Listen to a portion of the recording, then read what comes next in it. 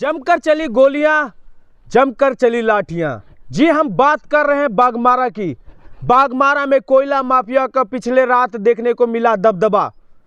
Tiger Jairam Mahato पहुंचे DSP को देखने के लिए। क्यों पहुंचे डीएसपी को देखने के लिए, मैं आपको बता दूं कि कहीं ना कहीं डीएसपी के सर में चोट लगा हुआ है और सर पे मारा गया है कोयला माफियों के द्वारा।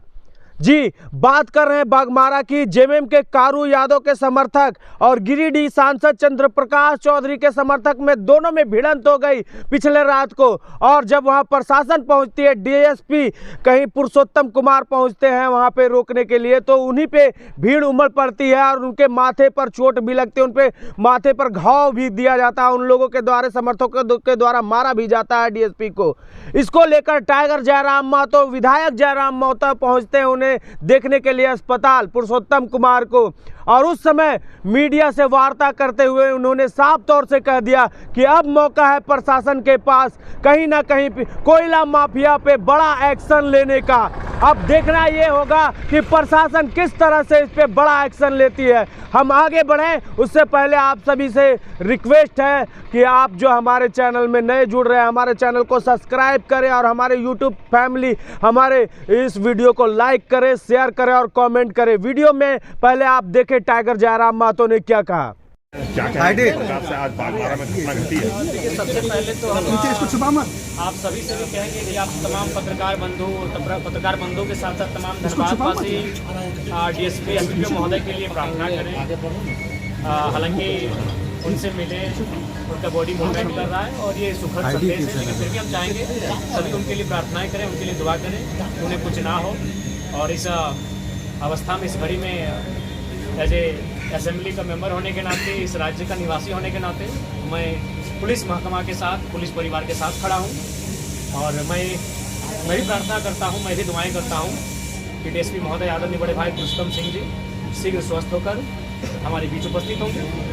उसके बारे में क्या कहें? देखिए, इसकी हम भर्त्सना करते हैं और बिल्कुल ये बहुत ही निंदा और संवैधानिक है कि आज कोयला चोरों का, कोयला माफियाओं का मनोबल इतना बड़ा है तो प्रशासन को भी तुच्छ समझ रहे हैं। और आज प्रशासन के पास भी, पुलिस के पास भी एक अच्छा मौका है बाघमारा से माफियाओं के गुंडों को खदेड़ने का और बाघमारा को एक शांत बाघमारा बनाने का एक अच्छा अवसर है। बीसीसीएल के कई ऐसे इलाके हैं जहां आउटसोर्सिंग चल रही है, वहां रैयतों के साथ जो है बिल्कुल ये बहुत ही असंवैधानिक विषय है।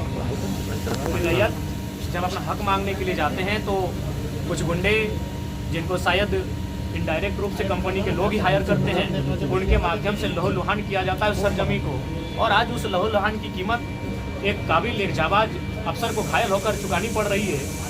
ये बहुत ही दुर्भाग्य का विषय है। इसीलिए मैं प्रेस के माध्यम से पूरे, क्योंकि यहाँ आईजी डीआईजी महोदय भी आए हैं, यानी उत्तरी छोटा नागपुर रेंज के सभी बड़े पदाधिकारी आए हैं पुलिस के, तो मैं उनको स्पष्ट कहूँगा कि यही अवसर है बाघमारा जैसे जितने भी एरिया जो माफियाओं के संरक्षण में है, जहाँ माफियाओं की गिरफ्त में है, उन एरियाओं को माफियाओं के चुंगल से आज़ाद कराएं। और बिल्कुल डीएसपी महोदय स्वस्थ इलाज का लाभ लेकर जब स्वस्थ होकर फिर से चलने के लिए अपने बाहर घर से आए, उससे पहले माफिया जेल के अंदर होने चाहिए। सर अभी उसकी स्थिति क्या है, क्योंकि आपने उससे मुलाकात?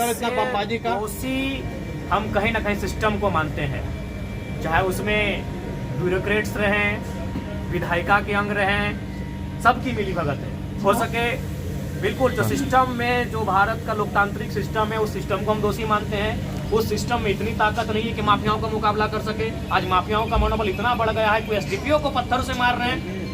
ये बहुत ही दुर्भाग्य विषय है, ये निंदनीय विषय है। सत्ता पक्ष का आदमी लग रहा वो।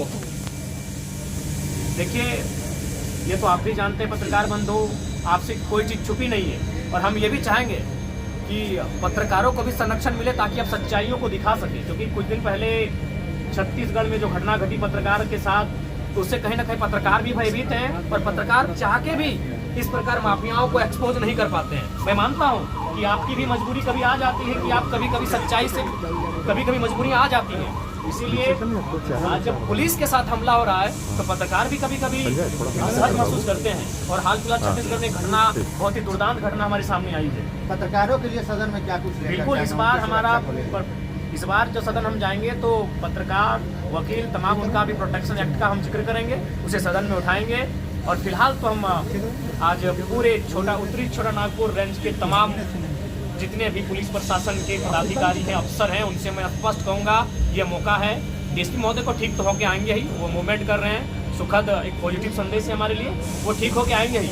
लेकिन वो ठीक होकर जब ड्यूटी ज्वाइन करने से पहले तमाम माफिया जेल के अंदर होने चाहिए, उनके एक एक शागिर्दों को जेल के अंदर उनका हिसाब होना चाहिए। आप एक विधायक के रूप में मुख्यमंत्री से लिखित शिकायत करेंगे?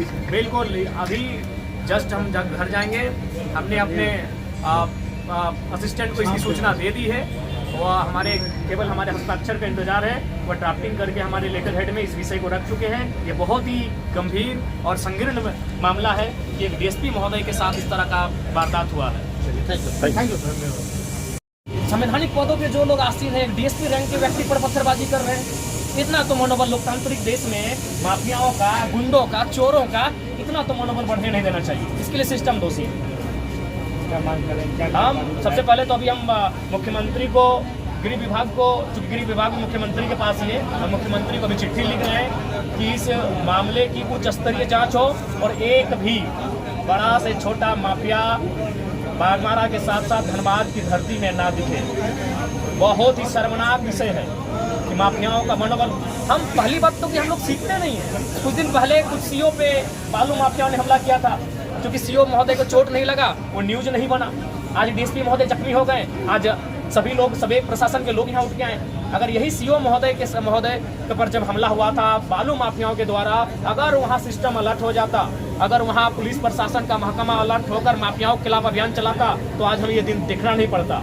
अगर आज इन घटनाओं से हम लोग नहीं चेतते हैं, असंवैधानिक लोगों पर नियंत्रण नहीं लगाते हैं, माफियाओं के मनोबल को नहीं कुचला जाता है, तो आज बड़े भाई पुरुषोत्तम सिंह जी आज जख्मी हुए हैं, कल कोई और जख्मी हो सकता है। बहुत ही दुर्भाग्य का विषय है। हाँ, पुनः कहेंगे आदरणीय डीएसपी महोदय के स्वास्थ्य की कामना करते हैं और तमाम बागमारा वासी, धनबाद वासी, राज्यवासी जो में आज इस खबर को सुनेंगे, वो कम से कम 30 सेकंड ही सही उनके लिए प्रार्थना करेंगे कि वो स्वस्थ होकर आए।